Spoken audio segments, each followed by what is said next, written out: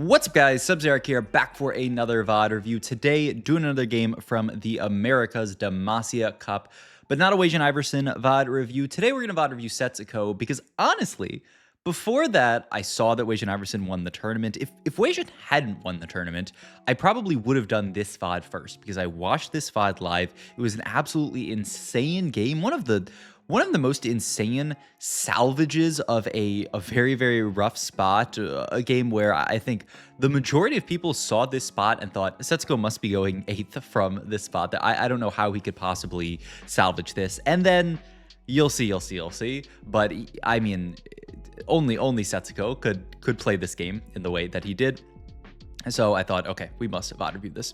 Start off here doing a quick scout. We do see some Viegos out in the wild here, so maybe some Kalistas out there make us a little bit less interested in holding on to this Viego stuff. We do have the Twisted Fate already, and this is something that you saw Setsuko do a few times in the tournament, is he was actually really, really open to slamming and just unlocking this Gravezone 2-1, even though our spot into build is not like crazy good. The big upside is we have this Shen pair, this Shin pair. But yeah, it seems like he really, really liked the bilge opener as something to potentially play into here. First dog, Caretaker's Augmented, branching out. Caretakers and Augmented are just not very good augments, and branching out is pretty good. And it's also a very Setsuko augment, just, you know, rip it and then make it work type thing. He does pick that up. And he gets Invoker spat here. Here is already where Setsuko does something that, I mean, how many people would actually do this? Very few. But he says, you know what? I have a pretty good AD opener in this spot with the Jin, with the Bilgewater, all this kind of stuff. So I'm actually totally fine full reforging the Vow and hoping to hit some kind of actual damage item. I'm down to reforge the Invoker here and hit some kind of, ideally some like Bilgewater, Quick Striker, one of these type of +1s, Gunslinger, all this stuff. So we just open full reforges against Guinsu Belt and Ishtal here, which already is interesting. It's very interesting because obviously it opens up us playing into Ishtal here. Now we just need to pick up one of the other Ishtal units, but for now we are just going to take the first ones free and play a pretty decent board here. Definitely he wanted to get the Shannon on this board. It's just usually you want Shannon on this board because Bruiser is so much more important than getting Quick Striker in. Just having the HP is really nice on your board when you don't have that much front line. And he does pick up the Alawi too, so that is a big in, and he does immediately get Bruiser in here. So from the start, okay, we have this Ishtal emblem, which in the early game, it will potentially allow us to get Ishtal in early, and it will also allow us to cheese Ishtal if we do take one that requires lose streaking, one that requires mixed streaking, which actually becomes very relevant to this game, as we'll see. So that's the upside to it. The downside is obviously like late game, it doesn't really do much. Kind of hoping that we can find another remover or reforger down the line and remake this one, because yeah, it's going to be a little bit rough if we get stuck holding on to this Ishtal emblem for the whole game. Upside to our opener is that we did hit both of our bruisers to start, so our opener is actually really nice. We're gonna get a free 3 streak here and a lot of Bilgewater stack. So honestly, our line into just straight up Bilgewater doesn't seem that bad. With Guinsu as our slam, we can leave that onto the Twisted Fate for a while, eventually move that to other like 5-cost carries down the line. But I mean, the spot into Bilge doesn't look that bad, especially with how much Setsuko likes it. But he does see, he scouts another player there and sees another Bilge player in the lobby, which is a little sus, right? I mean, Bilge is not the best line in the world. It's serviceable, and if you end up contested in it, that's not going to make you happy.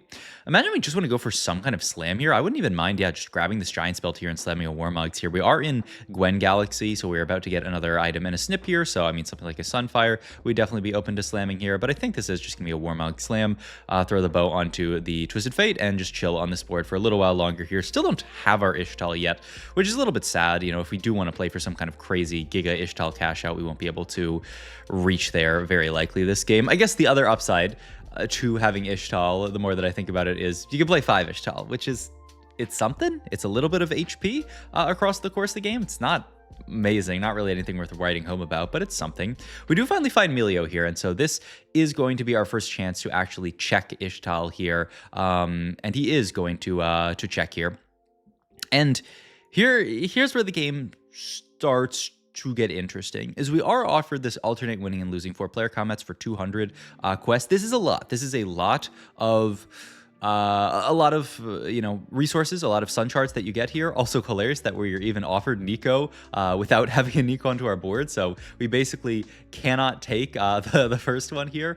So he is going to opt to take this here, and there is actually some extra upside to this, is that we can remove this Ishtal emblem and then tech Ishtal in or out, depending on if we win or if we know if we're going to win or lose a fight. So say we win this first one, say we're afraid about winning next fight, we can always remove it and slam it right before losing the fight if we want to keep Ishtal in, and remove her and just not put it down if we do end up winning the fight. It's an interesting kind of optimization that you can do with these kind of emblems. If you guys remember any kind of like emblems in the past that have required loss streak, you can always just like hold them on your bench and then slam them, and if you think you're about to win a fight, then you just don't slam them, which is really cool. It's a very, very cool little optimization here. We do get some great items to slam onto the Twisted Fate for now, and we pick up a Swain here, which is really nice. So I think we actually do have good odds of getting into a spot here where we can proc this Ishtal cash out here. We remove her here just like we talked about here. So we just want to make sure that we do lose this fight, and he does even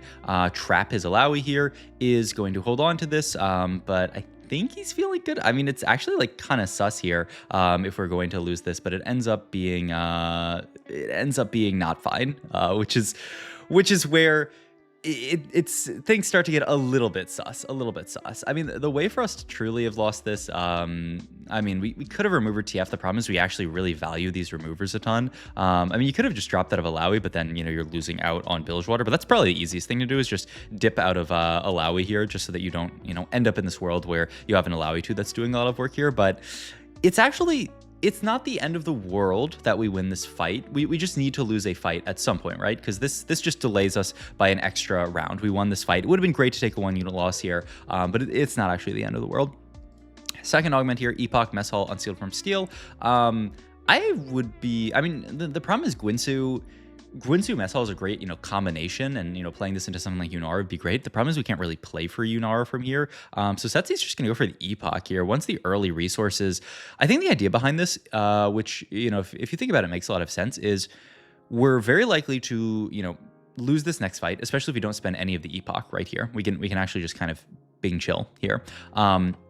And he actually is even going to level up here.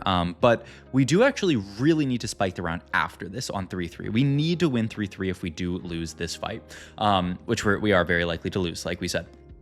So if we are looking at the situation where we need to win next fight, the Epoch is actually the augment that does that the best for us. It's the one that gives us the most immediate power right now. So that's why he picks it up here. And he is going to do a very Setsuko thing here, where he is going to level up, start to roll down, finds a low risk 2 that he can just play on this board, kind of traitless, and he's going to have to sell to end up picking up the Viego here. It does have to kind of, it's a little bit touch and go here, but he does have to do a lot of different stuff here to actually get everything down. But he gets it down. He gets a very, very strong board down so that he can pick up this win. He has all these upgrades. He's got Quick Striker in. He's got the Zoe in for a Marsh Red. The board looks very, very nice. The problem is we rotate into a very, very strong Darken Bow Graves board. Very, very, very strong. Insanely close. And I mean, you can already tell from my preface at the beginning of this VOD that that's horrible. That's horrible. I don't, FFing probably shouldn't be allowed in competitive TFT, but I think there are a lot of players who, if this was a ladder game, would just FF from this spot. Because now we have Ishtal Emblem here.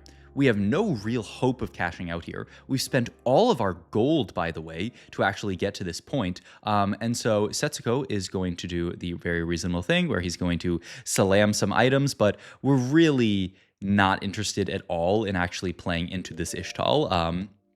At this point, we're not going to make it. It's just impossible at this point, really. Even if we win this next fight and then intentionally lose the next fight, we're gonna have to win 4-1. I mean, it's doable, but not something we want to play for very hard. And also, like, we're never going to get to like a big Ishtal cash out at this point. It's just simply impossible. He is going to field this board for a round, which is kind of hilarious, but his idea is just, I need to make gold here. And so, yeah, he's actually saying, like, I am so broke that I'm open to playing just the double Swain board. It's actually not too bad here. And he also did, I mean, he he moved, he removed the Ishtal emblem, but he is actually, yeah, I didn't actually realize this. He is actually playing to try to get this Ishtal loss cash out. So he is, going to lose this fight. But oh my god, I mean, just goes to show what kind of a crazy guy Setsuko is that he's gonna try one more time for this. He wins, he loses here. He needs to win on 4-1. He's gonna have the Epoch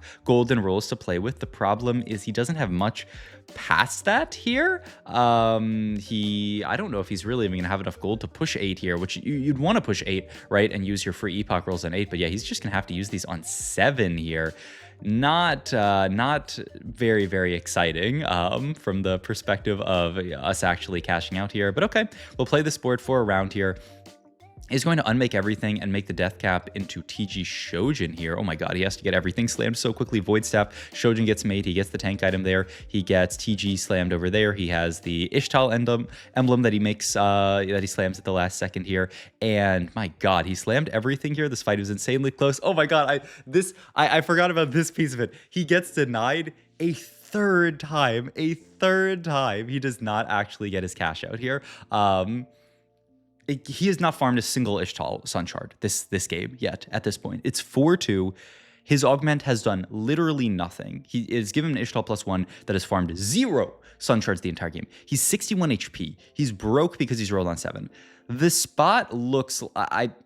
I would say he would be going uncontested 8th this game if his name wasn't Setsuko. And honestly, even though his name is Setsuko, I was pretty sure he was going uncontested 8th this game because how could anybody play this spot out reasonably? Well, let's watch Setsuko here. He does see a nice little Hail Mary here. He sees reinforcement. The reason why reinforcement is so big here is because we are insanely broke. Without reinforcement, there is no way we are making it to a board with a real carry. This game, we're going to be stuck on Melio 2 as our carry in this entire game, and our life is going to suck. We can pick this up here, which is really, really, really, really huge. It allows us to actually, play... get some upgrades onto this board that we need. And then we do see a second Hail Mary here. We see a Zir here. These two things are what Setsuko sees and realizes that, wait a minute, this game might be playable. So he opts to level up to 8 here with basically no gold to work with. I think any person in their right mind would pick up this Braum here, but Setsuko says, you know what? I don't actually need the Braum here. What I need is damage in this spot, which is actually, I mean, you can say, hitting the Azir is obviously high roll, but the presence of mind to actually skip the Braum there is actually genius. Like I said, did not watch this entire game back. I saw it through another POV, but yeah, the presence of mind to skip that Braum is actually huge there because he realizes I have the low risk 2. I have Swain paired here. He actually ends up having to skip out on this Swain. He could have done the thing where you fill your entire bench. I'm actually surprised he doesn't do that here. Is that just a mistake, or is there an issue with this because he doesn't have enough? Like he can bench his entire board. Oh, I don't know that he actually can, because you can bench 1, 2, 3, 4, 5 units. 1, 2, 3, 4, 5. Then you'd have to buy 2, and then he would actually, oh my god, he would be short. He wouldn't actually be able to do this here because you can't bench the Swains. You actually might be able to bench the Swains. I think you can. If you can, then he would have been able to do that nice little trick where you bench everything, buy the Swain, and it doesn't actually consume reinforcement here if your bench is full. I think that does still work even if you have these Swains on your bench. If so, then that's just a little bit of a miss from Setsuko, but it's fine. We'll find that Swain at some point here. But we pick up Seraphine here. And all of a sudden... just through one round that looked super, super desperate here, the game starts to become a little bit more playable. We reforge our emblem, end up hitting Jug Emblem, which actually looks really, really nice onto this Loris here, makes him a lot tankier and plays for the board with the Swain. We have the Azir that we picked up earlier, so we can do this kind of disruptor flex thing that is really not a comp, but it is a comp when you do hit Azir, because this Azir unit provides a lot of value onto the board. There are not that many units that you have to play on this board as well. I mean, Seraphine, the Seraphine, Nico, Swain, Vi little package is always like free. You're always happy to play that little package of units. And then the extra Shurima units can kind of fill out the rest of the board here. Right now we're playing 4 Piltover. We have the Acceleration Gate, which is really, really nice here. We pick up a Renekton here. I was watching Frodensco stream, and there was I think somebody was like, oh, he could go for like Zerath cash out. But I think the Renekton is actually like way, way, way stronger here. And I think some people, there's a little bit of discussion there, but some people said Renekton would be really good. I think Kurum said Renekton would be really good. And I like Renekton a lot in this spot because we have this TG that we can move on to him. Like that is actually an immense spike to have a TG Renekton on our our board here, versus a Zerath who's gonna like take our AP. I mean, I guess you could unsnip some items here. Maybe would be the dream with the Zerath. Maybe you could turn. I mean, I just don't know, because you need these mana items onto Seraphine, so you'd have to like break down the Anima Visage, turn that into a tier item to get to something for Zerath. You still don't even have anything, any kind of like true mana generation item there, which is would be rough, I would say. Rotate into a very, very strong Warwick board, which feels bad. We do take a loss here. Drop down to 47 HP, which it's not the end of the world. And we do also pick up the Shivani here, who's tends to be a nice in on these boards, though I don't think you can really drop Arcanist. He is also going to move items over to the Renekton now, and yeah, he's considering playing this. Yeah, ends up just playing her as the third jug over 4 pilts. As I mean, we've seen this across so many VOD reviews. People just really prioritizing fitting the Shyvana unit on their board. It's actually wild to me that you're upset of 4 pilts here to play this, but I mean, Shyvana is a fantastic unit, so it makes a lot of sense. Take another loss there on the way to unlocking Nasus, which I don't know about all that. I mean, maybe. But now he's going to drop out of the low-risk here, knowing that, yeah, I mean, there's not that much value. At this point, we are just going to play this version, the 2 pilt over version, which, like I said, makes a lot of sense. You drop out of some of the pilts, play just for more Shurima, and it's all good.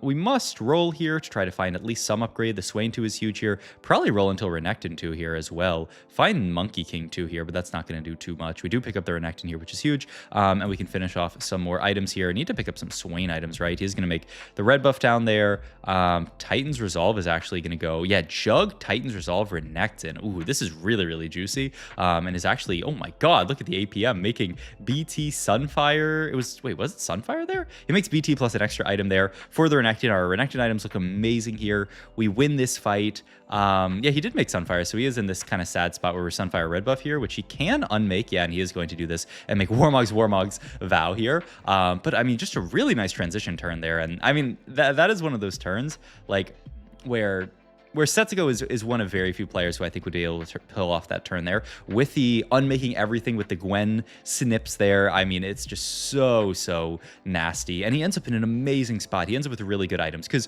it's one thing to do things quickly, but it's another thing entirely to do things quickly and accurately.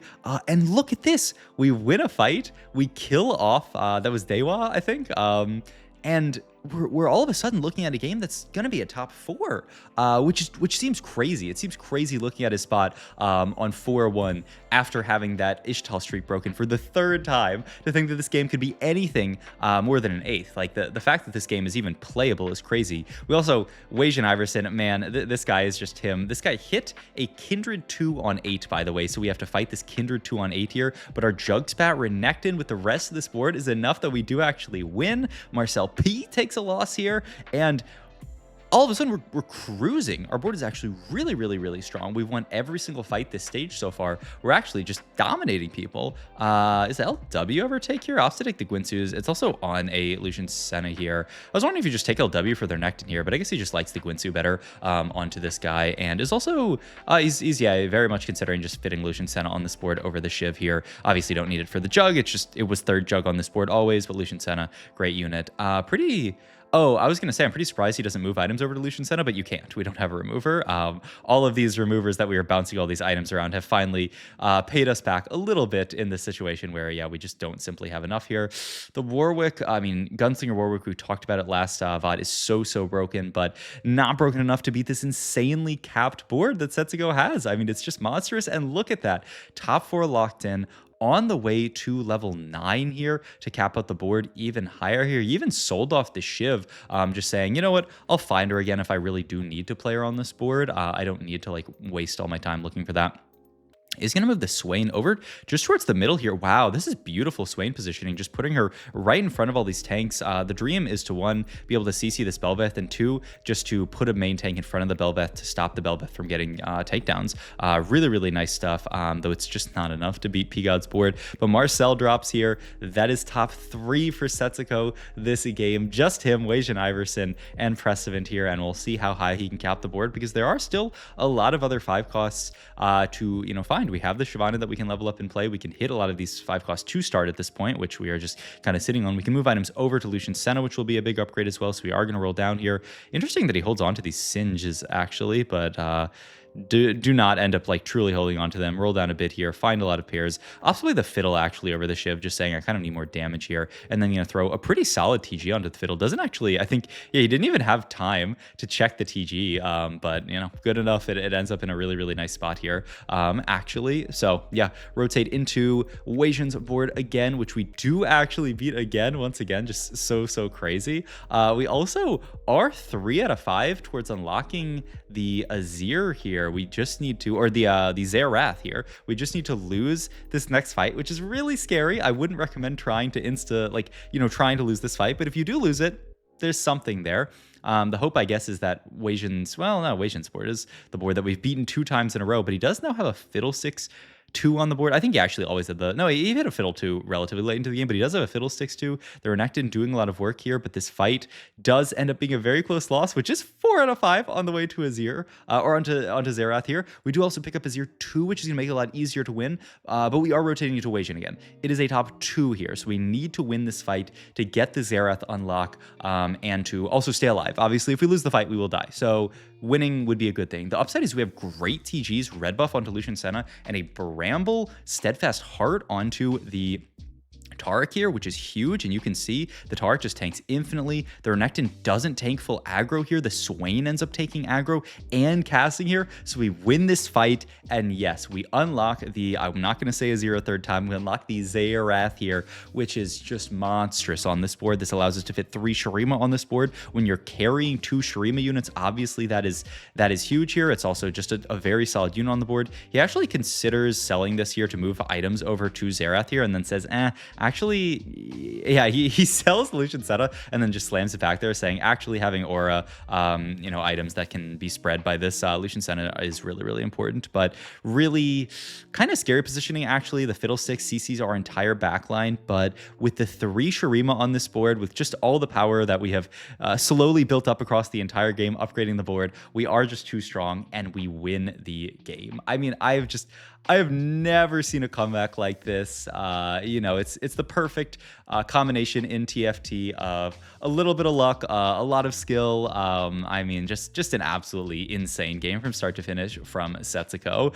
So hope you guys enjoyed this video. If you did, please like, comment, and subscribe. Check my Twitch and Metafy on the links down below, and I'll see you guys in the next video. Thanks for watching as always.